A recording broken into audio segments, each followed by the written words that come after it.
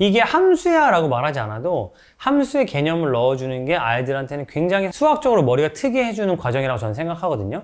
아이들이 y는 3x라는 걸 생각하지 못하더라도 이 박스에 수를 하나 넣으면 거기에 3배가 더 튀어나온다. 이렇게 생각하도록 만들어주는 게 저는 함수의 개념을 아이들의 머릿속에 인식시켜주는 과정이라고 생각합니다. 여러분, 제가 초등학교 아이들에게 함수를 가르칩니다. 아니, 선행 안 한다더니. 근데 제가 함수를 가르치는 건 정말 함수 문제를 풀게 해가지고 fx는 막 1차 함수, 2차 함수 방정식 그리는 게 아니에요. 아이들에게 이 수학에서 함수의 개념을 머릿속에 넣어주는 거. 이게 함수야 라고 말하지 않아도 함수의 개념을 넣어주는 게 아이들한테는 굉장히 수학적으로 머리가 트게 해주는 과정이라고 저는 생각하거든요. 근데 저는 어떻게 함수를 가르치길래 초등학생한테 함수를 가르치는 걸까요? 우리는 함수하면 어떻게 생각하면요, 일단 y는 x 플러스 막 이런 것부터 생각을 해요. 근데 여러분, 함수가 뭘까요? 함수의 함자가 무슨 함자일까요? 저는 아이들한테 얘기하기를 신발함, 우편함, 사물함의 함이라고 얘기하거든요. 박스라는 거죠. 이 박스 안에 어떤 수를 넣었는데 이런 수가 튀어나와. 그럼 이 함수는 이 수를 어떻게 바꿔주는 박스일까를 저희가 생각해 보자는 거예요. 이렇게 생각해 볼 수 있겠죠? 어떤 상자에 1을 넣었더니 3이 나왔어. 2를 넣었더니 6이 나왔어. 3을 넣었더니 9가 나왔어. 자, 그러면 이 함수는 어떤 함수일까라고 물어보면 아이들이 이 함수는 넣은 수의 3배를 해주는 상자다라고 생각을 한다는 거죠. 그럼 내가 여기다 1000을 넣어주면 어떻게 될까? 그러면 3000이라는 수가 나올 것이다. 아이들이 벌써 훌륭하게 함수를 이해하고 있는 거예요. 그러면 제가 이렇게 생각을 해볼 수 있겠죠. 아이들이 y는 3x라는 걸 생각하지 못하더라도 이 박스에 수를 하나 넣으면 거기에 3배가 더 튀어나온다. 이렇게 생각하도록 만들어주는 게 저는 함수의 개념을 아이들의 머릿속에 인식시켜주는 과정이라고 생각합니다.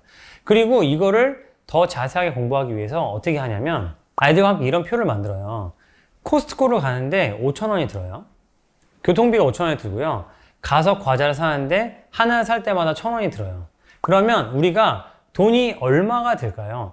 과자를 몇 개 사느냐에 따라서 드는 돈이 달라지잖아요. 이 관계를 나타내 주는 게 결국 함수이기 때문에 아이들한테 이거를 y는 5,000 플러스 1000x라고 하지 않아도 함수를 충분히 가르쳐 줄 수 있습니다. 저는 이걸 어떻게 만드냐면 표로 만들어요. 코스트코에 갔어. 과자를 하나도 안 샀어. 빵. 그러면은 돈은 얼마 들까? 5,000원. 자, 하나 샀어. 얼마? 6,000원. 2개 샀어? 3,000원. 4개 샀어? 얼마? 이렇게 해줄 수 있다는 거죠. 그래서 100개를 사면 얼마일까 아이들한테 추측해보게 하는 것도 할 수 있고요. 그래서 이런 표로 그려보는 게 저는 아이들에게 자연스럽게 함수를 알려주는 과정이다 라고 생각을 하는 거죠. 그런데 아이들한테 이런 말을 해주면 아이들이 더 좋아해요. 나중에는 이거를 어떻게 하게, 너네가 지금 표를 그리고 있잖아. 나중에 중학교 가거나 하면 어떻게 하게, 그럼 아이들이 의외로 대답하는 아이들이 있어요.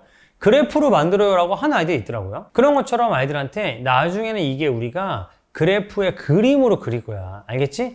이렇게 하는 건데 이건 나중에 배울 거야. 알고 있어 라고 말하면 아이들이 오히려 궁금해 하기도 하고 자기가 찾아보기도 하고 이 나중에 그래프 나왔을 때 예전에 봤는데 이거 나왔던 건데 나 배웠던 건데 이제 나왔다라고 하게 된다는 거죠.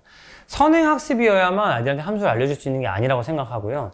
이런 방법들을 늘 아이들과 고민해 볼 수 있다고 생각하는 겁니다. 이걸 또 어디에 활용할 수 있냐면 저는 이런 문제를 내요. 자, 비행기와 기차가 있어. 근데 우리가 부산에 갈 건데 비행기가 빠를까? 기차가 빠를까? 그럼 아이들이 막 그냥 비행기가 빨라요, 뭐 기차가 빨라요, 뭐 이렇게 얘기하거든요.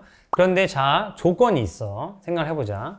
공항에 가서 비행기를 타는 데까지 4시간이 걸려. 근데 비행기는 한 번에 400km 간단 말이야. 근데 기차는 2시간만 있으면 출발을 할 수 있어. 그 대신에 200km 밖에 못 가. 그럼 부산이 만약에 몇 킬로미터 떨어져 있을 때 기차를 타는 게 빠를까? 아니면은 비행기를 타는 게 빠를까? 그럼 아이들이 뭐라 할까요? 우리 집은 공항 더 거리는데요. 우리 집은 기차역과 가까운데 이런 얘기를 하겠죠. 하지만 문제에 주어진 조건들을 가지고 한번 생각을 해보자 라고 생각하고 또 표를 그려요. 표를 그리고 자, 1시간 지났을 때 비행기는 아직 출발 안 했지. 2시간 지났을 때 출발 안 했지. 3시간 지났을 때 출발 안 했지. 자, 4시간 됐을 때 이제 출발한다. 5시간 되면 이제 비행기는 400km 갔고 거기서 1시간 더 가면 800km 갔고 1시간 더 갔으면 이제 1200km 갔겠네. 기차는 1시간까지는 안 갔지. 2시간까지 안 갔지. 자, 3시간 되니까 200km 갔지. 이렇게 표를 그려놓고 자, 만약에 부산이 800km 떨어져 있어. 자, 누가 더 빠를까? 라고 말하면 우리는 답을 낼 수가 있게 되는 거죠. 저는 아이들이 생각할 수 있는 역량을 길러주는 게 초등학교 교육의 가장 핵심적인 목표라고 생각을 합니다. 아이들한테 함수 문제를 풀어서 y는 ax 플러스 bx를 그래프를 구하게 하는 게 목적이 아니고 이 함수라는 개념을 머릿속에 가지고 있고 내가 생각했을 때 x가 이렇게 바뀌면 y가 이렇게 바뀐다 라는 생각을 무의식적으로 할 수 있도록 도와주는 게 저는 핵심이라고 생각하고요. 생각 노트에서 또 제가 아이들 가르치는 방식은 이렇게 하고 있다 참고하시면 좋겠습니다. 초등학교 아이들에게 함수를 가르쳐 줄 수 있는 더 좋은 방법 있으시다면 댓글로 달아주세요.